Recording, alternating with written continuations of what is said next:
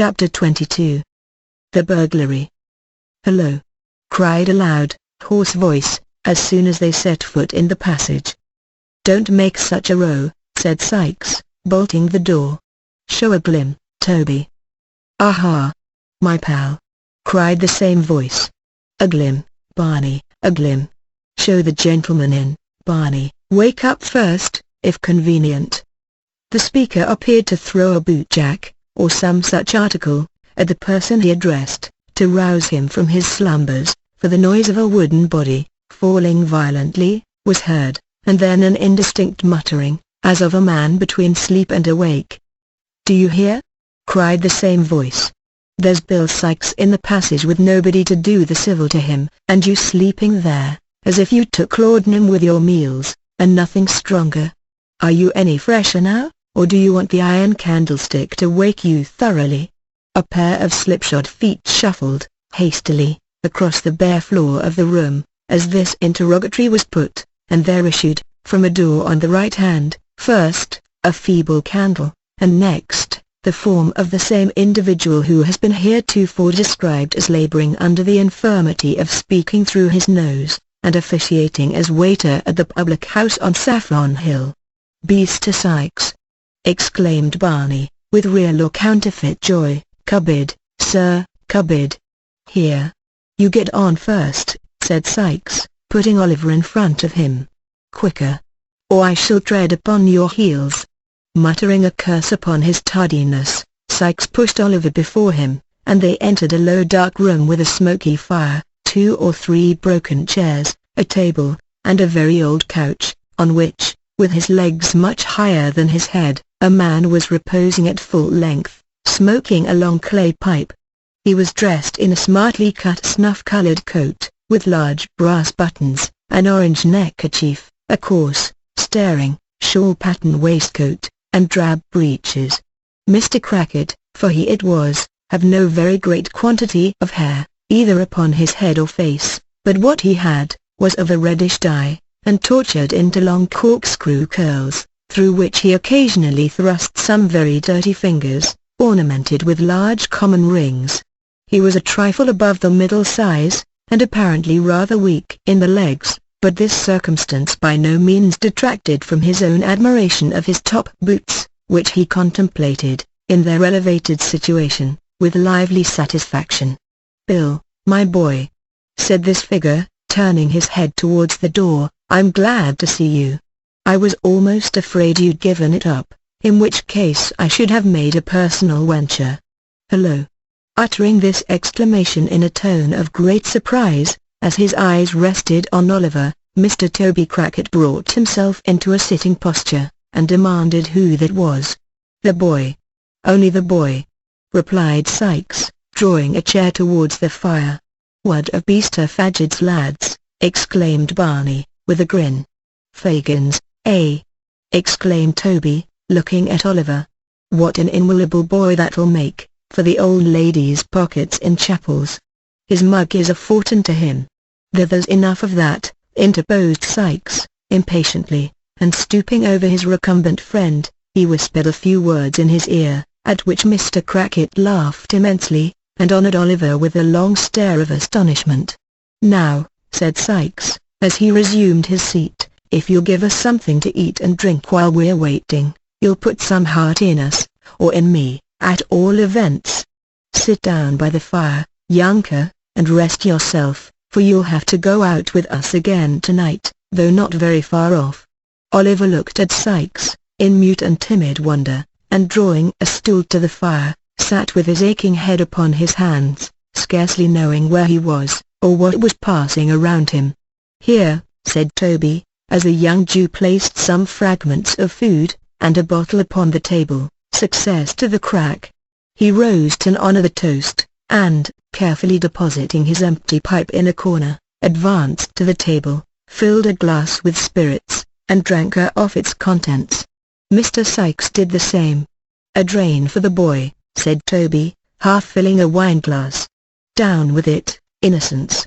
"Indeed," said Oliver, looking piteously up into the man's face, "indeed, I down with it," echoed Toby.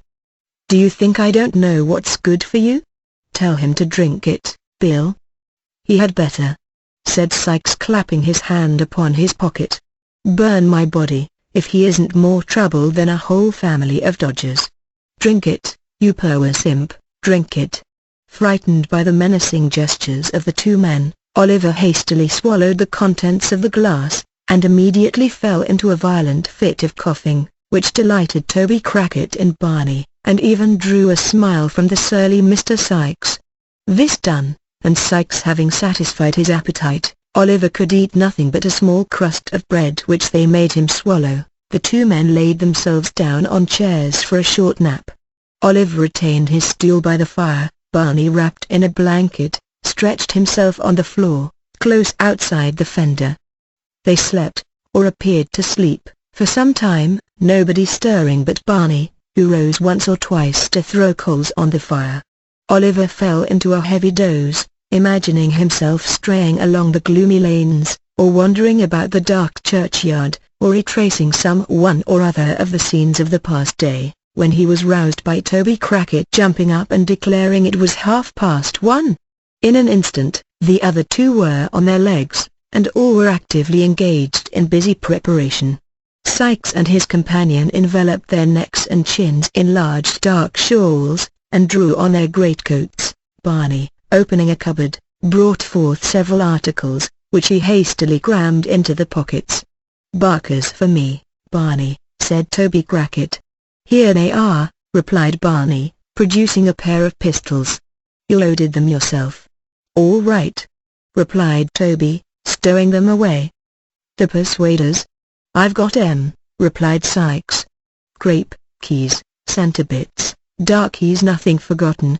inquired Toby, fastening a small crowbar to a loop inside the skirt of his coat. "All right," rejoined his companion. "Bring them bits of timber, Barney. That's the time of day."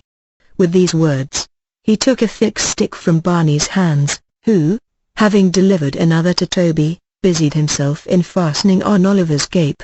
"Now then," said Sikes, holding out his hand. Oliver, who was completely stupefied by the unwonted exercise, and the air, and the drink which had been forced upon him, put his hand mechanically into that which Sikes extended for the purpose. "Take his other hand, Toby," said Sikes. "Look out, Barney." The man went to the door, and returned to announce that all was quiet. The two robbers issued forth with Oliver between them. Barney, having made all fast, rolled himself up as before, and was soon asleep again. It was now intensely dark. The fog was much heavier than it had been in the early part of the night, and the atmosphere was so damp, that, although no rain fell, Oliver's hair and eyebrows, within a few minutes after leaving the house, has become stiff with the half-frozen moisture that was floating about.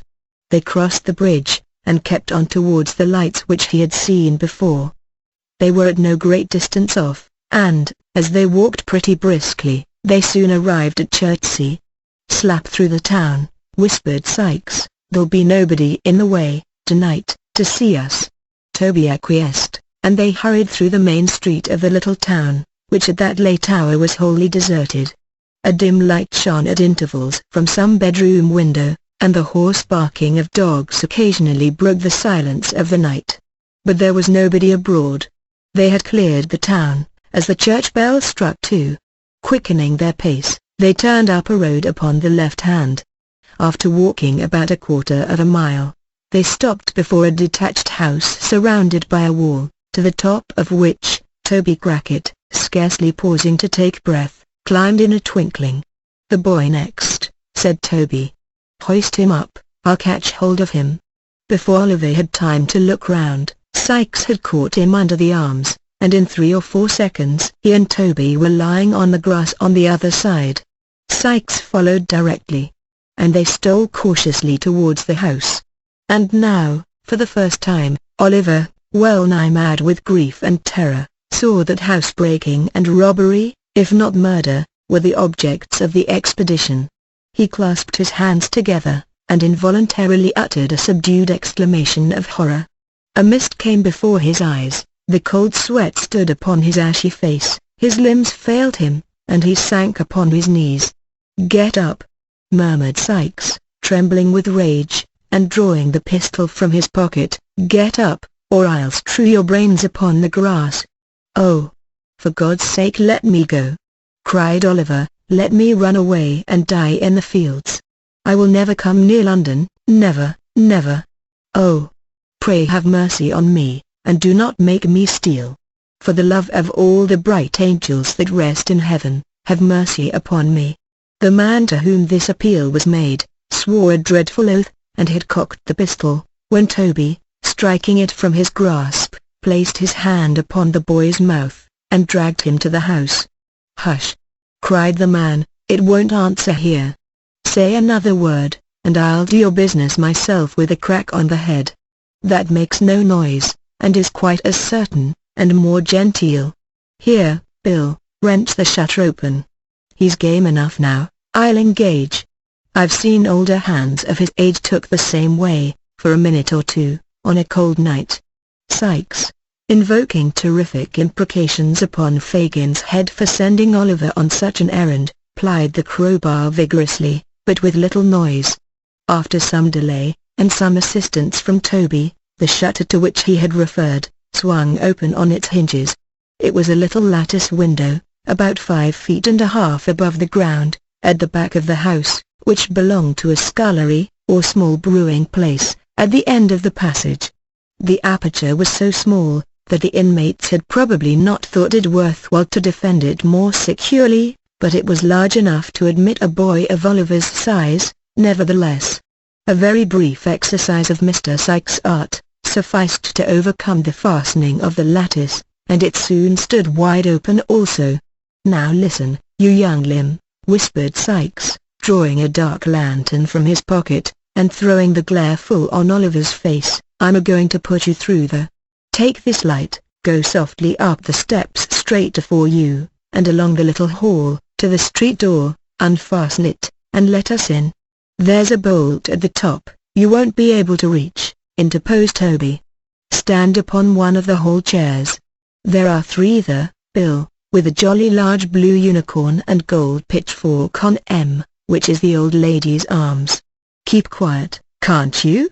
replied Sikes, with a threatening look. "The room door is open, is it?" "Wide," replied Toby, after peeping in to satisfy himself.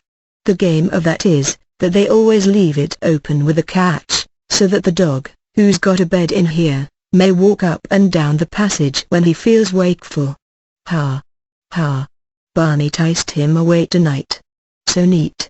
Although Mr. Crackit spoke in a scarcely audible whisper, and laughed without noise, Sikes imperiously commanded him to be silent, and to get to work. Toby complied, by first producing his lantern, and placing it on the ground, then by planting himself firmly with his head against the wall beneath the window, and his hands upon his knees, so as to make a step of his back. This was no sooner done, than Sikes, mounting upon him, put Oliver gently through the window with his feet first, and, without leaving hold of his collar, planted him safely on the floor inside. "Take this lantern," said Sikes, looking into the room. "You see the stairs afore you?" Oliver, more dead than alive, gasped out, "Yes." Sikes, pointing to the street door with the pistol barrel, briefly advised him to take notice that he was within shot all the way, and that if he faltered, he would fall dead that instant. "It's done in a minute," said Sikes, in the same low whisper. "Directly I leave go of you. To your work." "Hark! What's that?"